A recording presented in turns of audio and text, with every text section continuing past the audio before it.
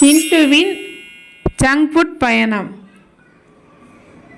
ஒரு அழகான கிராமத்தில் சிண்டு என்ற சுறுசுறுப்பான சிட்டுக்குருவி இருந்தது. சிண்டுவுக்கு பாடுவது, நண்பர்களுடன் ஓடி பிடித்து விளையாடுவது என்றால் மிகவும் பிடிக்கும். அவளது அம்மா தினமும் அவளுக்கு பழங்கள், பயறுகள், தானியங்கள் என்று ஆரோக்கியமான உணவுகளை கொடுப்பார். ஆனால் சிண்டுவுக்கு ஆரோக்கிய உணவுகளை விட கிராமத்தின் கடை வீதியில் பளபளப்பாக வைத்திருக்கும் ஜங்க் ஃபுட் மீது தான் ஆசை. அந்த கடைக்குள் ஒரு பெரிய சாக்லேட் மலை இருந்தது. அங்கே பர்கர் மரங்கள், பிரெஞ்சு ஃப்ரைஸ், புல்வெளிகள், கோலா குளங்கள் என எல்லாம் கவர்ச்சியாக காட்சியளித்தன. ஒரு நாள் அம்மா இல்லாத நேரத்தில் சிண்டு அந்த கடைக்குள் நுழைந்தாள். எவ்வளவு பெரிய சாக்லேட் மலை என்று கத்தியபடி சாக்லேட் துண்டுகளை எடுத்து சாப்பிட ஆரம்பித்தாள். பிறகு கோலா குளத்தில் நீச்சல் அடிப்பது போல் நடித்து நிறைய கோலாவை குடித்தாள். மாலையில் வயிறு நிறைய சிப்ஸ், ஐஸ்கிரீம், மிட்டாய்கள் சாப்பிட்டுவிட்டு வீட்டிற்கு திரும்பினாள். அவள் வீட்டிற்கு வந்தபோது அவளது உடலே கனத்தது. மறுநாள் காலையில் எழுந்து பார்த்தால் ஐயோ, அவளால் வேகமாக பறக்க முடியவில்லை. பறக்கும் போதே மூச்சு வாங்கியது.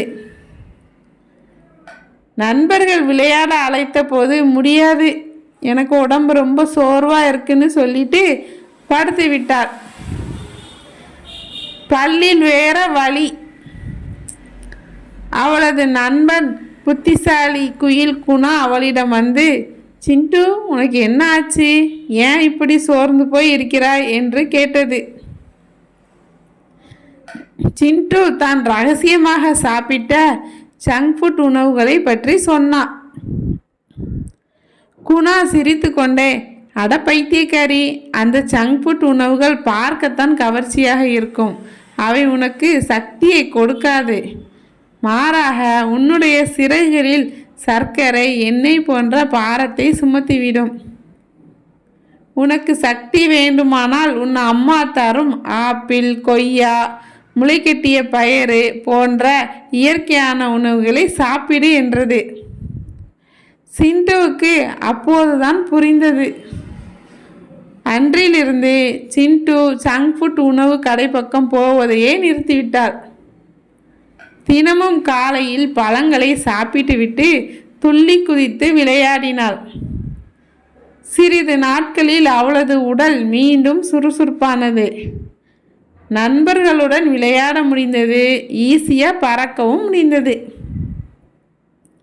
கதையின் நீதி: ஜங்க் ஃபுட் உணவுகள் நாவுக்கு சுவையாக இருக்கலாம், ஆனால் ஆரோக்கியமான உணவுகள் தான் நமக்கு சக்தியை கொடுத்து மகிழ்ச்சியாகவும் சுறுசுறுப்பாகவும் வாழ உதவும். இந்த கதை உங்களுக்கு பிடித்திருந்தால் லைக் பண்ணுங்கள், ஷேர் பண்ணுங்கள், நம்ம சேனலை சப்ஸ்கிரைப் பண்ணுங்கள்.